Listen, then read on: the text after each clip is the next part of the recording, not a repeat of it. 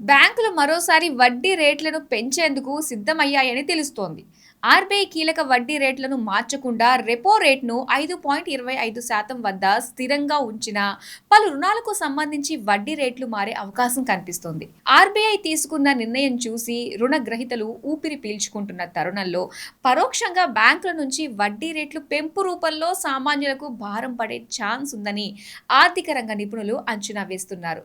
Banking రంగంలో భారీగా నిధుల కొరత ఉండటంతో బ్యాంకులు రుణ వడ్డీ రేట్లను పెంచే దిశగా అడుగులు వేస్తున్నాయి. ఇలాంటి అనేక స్టోరీల కోసం మీరు మా ఆర్ఈజీ టీవీని సబ్స్క్రైబ్ చేసుకోండి. అదేవిధంగా ఇండియాలోనే ప్రప్రథమ real estate weekly newspaper property పల్స్ను తప్పకుండా సబ్స్క్రైబ్ చేసుకోండి.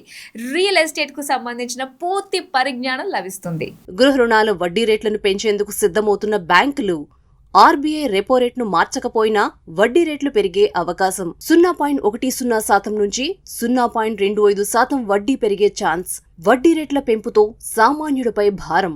బ్యాంకుల వద్ద ఉన్న నిధుల్లో అత్యధిక భాగం ఇప్పటికే అప్పుల రూపంలో బయటకు వెళ్లిపోయింది. బ్యాంకుల దగ్గర కొత్తగా రుణాలు ఇవ్వడానికి ప్రస్తుతం తగినంత డబ్బు లేదని ఫైనాన్షియల్ రంగ నిపుణులు చెబుతున్నారు. నిధులు లేకపోతే బ్యాంకులు అప్పులివ్వలేవు కాబట్టి డిపాజిట్లను ఆకర్షించడం బ్యాంకుల తక్షణ కర్తవ్యం.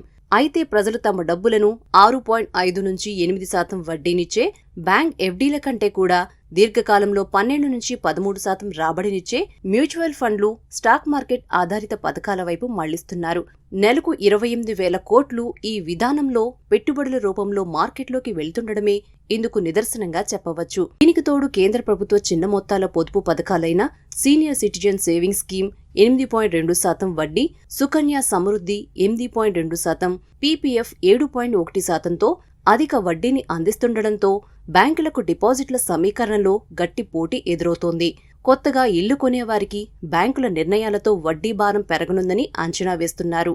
ఇప్పటికే రుణాలు ఉన్న కొంతమందికి ఈఎంఐ భారం పెరిగే అవకాశముంది. కొన్ని ప్రముఖ బ్యాంకులు వడ్డీ రేట్లను 0.10 నుండి 0.25% వరకు పెంచుతూ నిర్ణయం తీసుకున్నాయి. ఈ నిర్ణయం వల్ల ముఖ్యంగా మిడ్ సెగ్మెంట్ ఇళ్ల కొనుగోలుదారులు తీవ్ర ప్రభావానికి గురయ్యే అవకాశముంది.